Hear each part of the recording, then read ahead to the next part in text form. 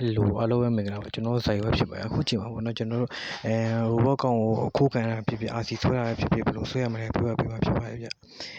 RC ဆွဲရတော့ကျွန်တော်ကတင်ထားရပြီပေါ့နော်ဒါပေမဲ့လည်းကျွန်တော်တို့ကဟောဖြစ်တယ်ပေါ့အကောင့် RC ဆွဲတာမရဘူးပေါ့ Gmail password တွေကိုချိန်တော့ Gmail email တွေပြောင်းသွားဆိုမှပြောလာတာပြောကြတယ်အဲ့မျိုးကျွန်တော်ဗီဒီယိုတစ်ပုတ်တင်ပြန်လုပ်ပေးတာဖြစ်ပါတယ်အရင်ဆုံး Google server ကိုသွားပြီးရင် robot robot was ပြီးတော့ support was ပေါ်အဲ့ဒါကိုတစ်ချက်နှိပ်ရမှာပါပြီးအပေါ်ဆုံးက robot အပေါ်တော့အကောင်လေးကိုချက်နှိပ်ပြီးလျင်ဒီထဲရောက်တော့မှာပေါ့နော်အဲ့ဆိုရင်ကျွန်တော်အကောင်ဆိုရင်ကျွန်တော် I need has my account အဲ့ဒါကိုနှိပ်ရမှာပါအပေါ်ဆုံးကပြီးရင်တော့ကျွန်တော်တို့ပေါ့နော်ဘယ်နှိပ်ရမလဲဆိုတော့အောက်ကခါလေးကျွန်တော်ကောင်ဟက်ခံရတာဖြစ်တယ်လိတ်ခံရတာဖြစ်တယ်ဆိုရင်တော့ပေါ့နော်ကျွန်တော်တို့ပေါ်ဆုံးမှာပေါ့ပေါ်ဆုံးမှာmy account has we do I do အဲ့လိုပေါ့ question mark နဲ့ပေါ်လာမယ်အဲ့ဒါဆိုအဲ့ဒါလေးကိုရှင်းနေပြီအဲ့ဒါပြီးနှိပ်ပြီးရင်အောက်ခဏနည်းနည်းဆွဲကြည့်ပေါ့နော်ပြီးရင်ဒီမှာ customer support လာပါတယ်စပဲလားမသိအဲ့ဒါလေးကိုနှိပ်ရမှာအဲ့ဒါကိုနှိပ်ပြီးရင်ဘယ်တော့မှဟုတ်ကျွန်တော်တို့ fountain တဲ့နေရာတွေပေါ်လာမှာဒီနေရာမှာကျတော့အကောင့်ရဲ့အကောင့်ကိုဘယ်မွေးနေ့နဲ့ဖောက်ထားလဲဆိုတော့တိကျထည့်မှာပါအပေါ်ဆုံးကတော့လာပေါ့နော်အောက်ကကျတော့ဒီအောက်ကကျတော့ရ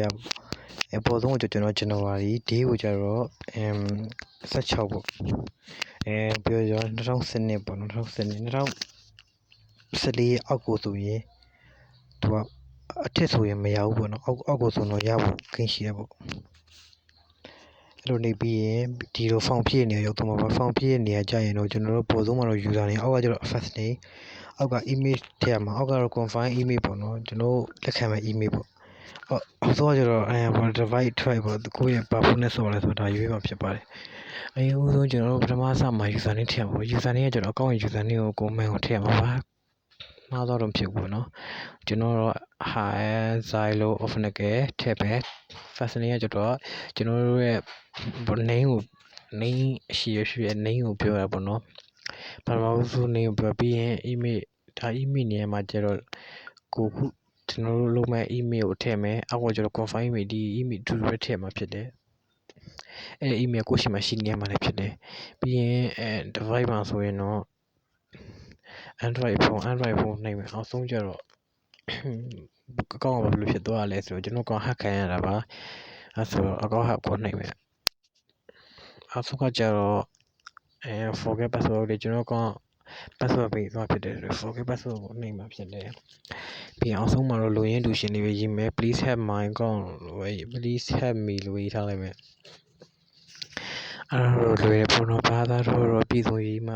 အများကြီးရင်လည်းရတယ်ပြီးရင်ကို file ကိုနိုင်မယ်အဲ့ဆိုရင်ဖြစ်ကျွန်တော်တို့က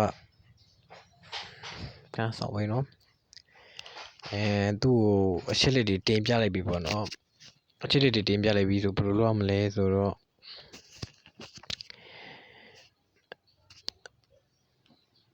လိုက်မကောင်းသေးဘူး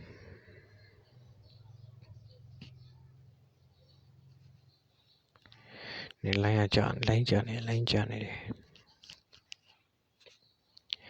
ဟာတော့ကြာဟာဒီနေရာမှာဖောင်ပြည့်နေရတော့အကုန်လုံးမှန်အောင်ပြရခြင်းနဲ့တခုခုမာယွနာဖြစ်ရင်တော့လုံးဝမရပါဘူးဒီနေရာမှာပေါ့နော်ဒီနေရာမှာကျတော့ပေါ်နေမှာပေါ့ start ဘေးနီလို့ရွေးရမှာဖြစ်တယ်ဆိုတော့လွယ်လေးပါ start ကိုတစ်ချက်နေပါမယ်ပြီးခွေးပုံလေးဟိုဒီပလေးလှည့်ပေးလိုက်အောင်ပေါ့နော်အဲ့ဆိုရင်တော့ရတော့ပါတယ်အဲ့လိုမျိုးအမှန်ကြီးလေးနဲ့ပေါ်လာပြီဆိုခဏလေးစောင့်လိုက်ပါခဏလေးစောင့်ခါကြရင်သူကနော်ကျွန်တော်ချစ်လက်တွေနဲ့ဟိုဟာတွေကို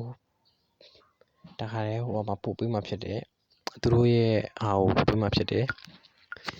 အဲ့ဆိုတော့လိုက်ကြတယ်အဲ့ဆိုပို့ပေးဖြစ်တယ်အဲ့ဆိုတော့ကျွန်တော်တို့ပေါ့နော် fountain လာအောင်မြင်သွားပြီလို့ပဲပြောအောင်ပေါ့နော်ကျွန်တော်တို့ information market တွေမရသေးဘူးပေါ့နော် brother တို့ information မှန်ရင် ရမှာပါသူကတော့ပြန်လဲဆက်တွေ့ပေးတဲ့ပေါ့နော်ခုဘက်ကိုကျွန်တော်ပြောချင်တာကတော့ကျွန်တော်တို့လုပ်လိုက်မှဆိုရင် password တွေ change သွားတာမဟုတ်ဘူး email တွေပြောင်းသွားလည်းမဟုတ်ဘူးဗျာ email တွေကိုကျွန်တော်ထည့်တဲ့ confirm email တွေကိုသူကtin ကောက်ဟုတ်ပါသလားပေါ့အကောက်ဟုတ်ရဲ့ password information မှန်သွားရင် password change နေပေါ်လာနိုင်မယ်ကိုကထည့်လေအောင်မယ်ပေါ့နော်ဒါပဲပေါ့ password တွေရောသူ့ဘာသူမ change သွားပါဘူးဗျာဟုတ်ပါတယ်ဟုတ်ကဲ့အားလုံးကြည့်ရှုပေးတဲ့တယောက်ချင်းတွေကိုကျေးဇူးထူးတင်ရှိပါတယ်ဗျ